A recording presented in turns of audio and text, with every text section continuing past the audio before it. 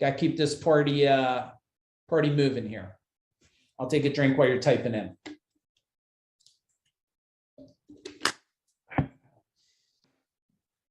Yeah, I'm waiting for everybody. Type one thing. Suffering is not mandatory. It's choice, 100%. Yeah, 100%. It is a choice. Yep. And most of the time, the suffering, just so you know, that you had, that you think is bad, is probably the greatest good. Like my biggest sufferings have created my greatest motivation. Anybody else? Now, some of it might have created your greatest pain. Let me give you something I learned about the mind. The minute you turn your greatest pain into your greatest motivation, you will create things that people only dream about. Write that down. The minute you turn your biggest suffering into your greatest motivation, you will create things that the world, like people would only dream about. Okay, so now how your mind redefines all the pain created a monster, 100%. How your mind redefines your values. Okay, what are your values in life right now? Let's look at this. Some people's value, it's security, right? It's security. I want peace of mind and not to worry about bills. Be transparent with me. How many of you would just love financial security? Type it in the chat bar. Type in $signs if you want. I think a lot of people would. I'm going to tell you, it's not harder. It's not as hard as you think. And please, what I'm going to share, I don't want to be one of these people talking about you like you're not on here because I'm bragging to you about shit I did. I'm not impressed with what I did. Okay. I did things because I trained my mind over years and decades to learn how to do things. So I'm not saying this to impress you. I'm saying this to give you a sense of possibility. You know, if you look at security, my wife and I made a decision when we were 28 years old, we would be mortgage free forever. We've been mortgage free since we're 28. I'm level 51 right now. Now, again, I'm not bragging. I'm just telling you that that was a mind. Now, did we have a 5,000 square foot palace when we were 28? No, but we had a home with no stress on that. No stress, right? Some people, it's money is hard to get. How many of you have been told you got to fight for money? You got to go grab money. You got to work 1 million hours for money. You got to work for it. And you've been programmed that if you don't work, but money comes in, you should feel bad. You're lazy. You didn't earn it. I earned money with my mind for years and years and years, right? By product of mindset. Yeah. Now, retirement. I want a comfortable retirement, right? A comfortable retirement. I don't know. I mean, if that's one of your values, it is. You want that. Maybe it's not what you want. Maybe not comfortable. Maybe better than comfortable. And then family, right? I struggle to provide for my family's immediate needs. Family's needs. Have any of you, I'll talk to the men here. Have any of you turned into your dad? What do you think? I own the utility company? What do you think? I own the bank? Did any of you catch yourself? You're like your dad? What do I look like? I got a money tree? You got to work hard for this, right? My husband every day. Yeah. Yeah. Because unfortunately, these values were handed to him. And, you know, my dad used to tell me, he used to say, you know, money doesn't grow on trees. And I believe that.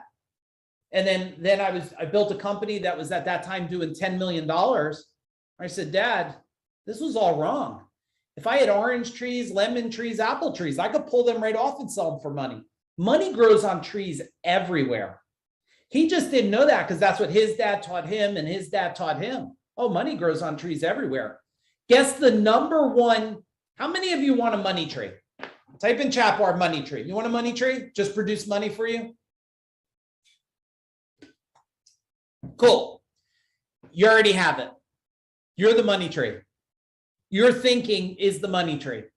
You just don't know how to align your thinking today compared to the thinking you're programmed with. Now, what could your values be with mind growth? Opportunity. I mean, when I was building companies, every place I went, didn't matter if it was the grocery store. Let's see if Dwayne probably heard me say this before, if he's still on here, or someone else probably heard me. If I went to a grocery store, to a seminar, to a trade show, I only went there and didn't leave until I found one thing. Does anybody know? I didn't leave until I found one thing. Type in the chat bar what it was. Let's see if anybody here knows. Okay, I'll just give it to you because we have a lot to do. $1 million idea. Everywhere I went, I did not leave until, oh, Anthony's on here, until I got a $1 million idea. The minute I got the 1 million idea, I didn't need anything else. I left and then I created another million. Now, another mindset is wealth, right? Wealth. Wealth comes effortlessly. How does that feel to live in a state like that? Like money comes every. Now, you may not believe it today, but that's why you don't have it. The minute you believe it, you'll have it. Or freedom daily. Freedom daily, right? I never want to retire. The day I retire, I'm dead. Why would I? Because if there's something I hate, I'm going to find the quickest way to stop doing it. I promise you. Now, it doesn't mean I have to quit it today, but I'm going to find a way to quit that sucker tomorrow or the next day or a year from now or 3 years from now. I am not going to live doing something I hate, right? And maybe about this for a value. How many of you want this? Generational wealth. Generational wealth. And I think there's like this, everybody. Right? There's this first part where you say to yourself, I just want safety. Right? I just want a little bit of safety in my mind, knowing you could produce money at will. Then all of a sudden you go here and it's like security. I just want to know that I have financial security. I could do what I want, where I want, with who I want, without any worries about time and money. And then you go here and you go, you know what? I want generational wealth. That's it. You know what I want? I'll show you. Generational mind growth. That's what I want.